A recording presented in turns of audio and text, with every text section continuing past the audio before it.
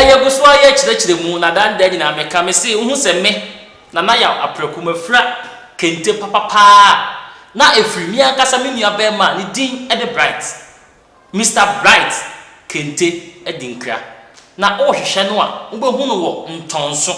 me chire kumase agona kwan so ntonso e ho no wo one community center no e na edin hwe ni mu ubetimi afre ye nua be men e wo 0240 32 and half 62 Fred Mr. Bright nane na ntwetwe nkomo kente bia wo pa bia no ubenya ubetumi asa friend wo 0270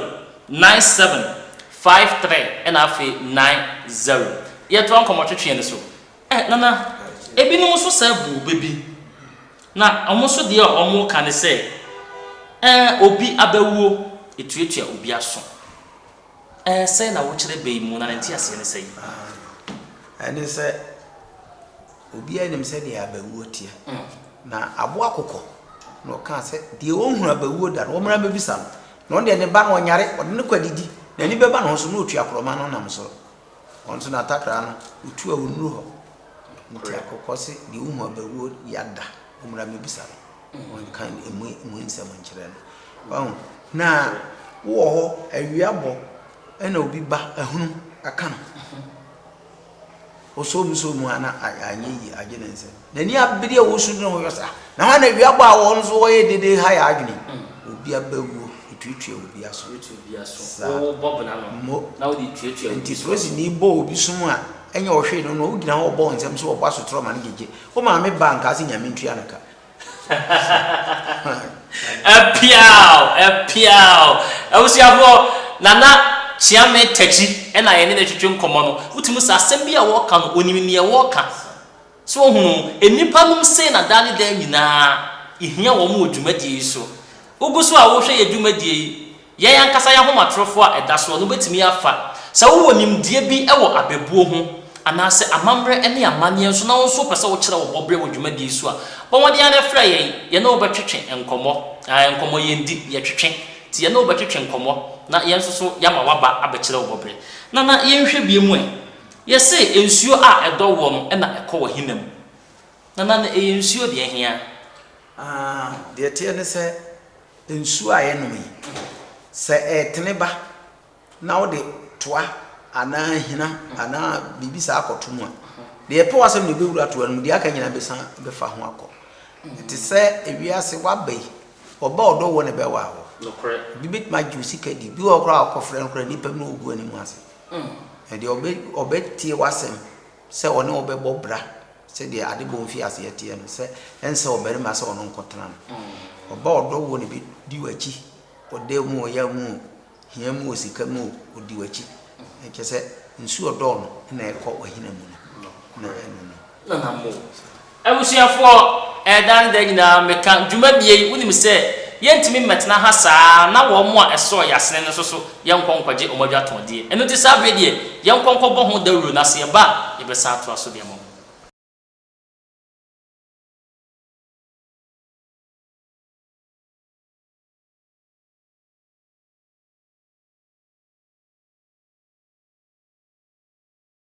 apiao abusuafo meda wasese dan da nyina metwa me ho bia na otwan me ene na ye san atoa so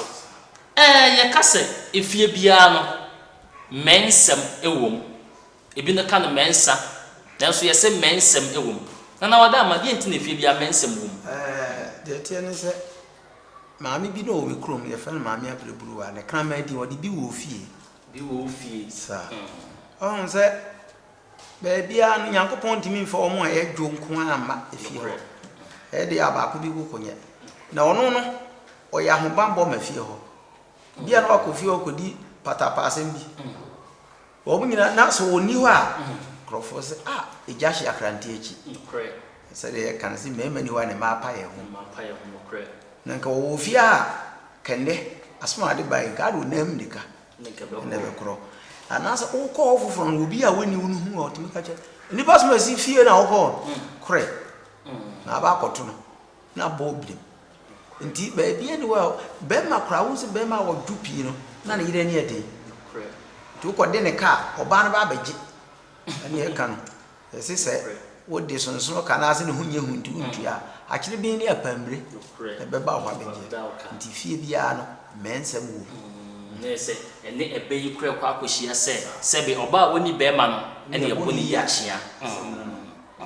na ne yenhwa de yese se be wo yam yese de kura wontimi mfa wo yere nche na sane de ensida na bi nsida ho ensida kura so obi de ne yere abo afode Abraham ko de na okoye no na nya na koma mu a nti ono oba no ko no so Abraham usui nti oba no ba ye no kura Nyankopon ko yi ne ho adi kire oba na ohene no a oma oba no ba na Abraham nyini onum so one na akoda kopem sa de kye anopa na ohene me e be frɛ no bizan sa adenti na wo se oba no wo yire no na wo be ka kyem se wunu ya ba